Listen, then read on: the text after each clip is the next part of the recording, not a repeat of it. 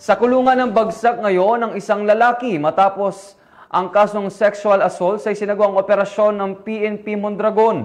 Ang balitang yan ay tinutukan ni Patrolwoman Cristel Palafox. Ng mga otoridad ang isang lalaking wanted person na may kasong sexual assault sa barangay Santa Catalina, Mondragon, Northern Samar. Bandang alas 2:20 ng hapon nang maresto ang akusado ng matauhan ng Mondragon Municipal Police Station sa bisa ng warrant of arrest para sa kasong sexual assault kaugnay sa Section 5 ng RA 7610 o Special Protection of Children Against Abuse, Exploitation and Discrimination Act na may nirekomendang piyansa na 200,000 piso para sa pansamantalang kalayaan. Ang akusado ay dinala sa Mondragon Municipal Police Station para sa kauklang dokumentasyon at tamang disposisyon. Patunay lamang na ang Mondragon PNP ay hindi nagpapabaya sa kanilang sinumpaang tungkulin na huliin ang mga taong tiwalag sa batas upang mapanatiling ligtas ang komunidad nang sa gayon may patupad ang kapayapaan ng bansa para sa ligtas at maunlad na bagong Pilipinas.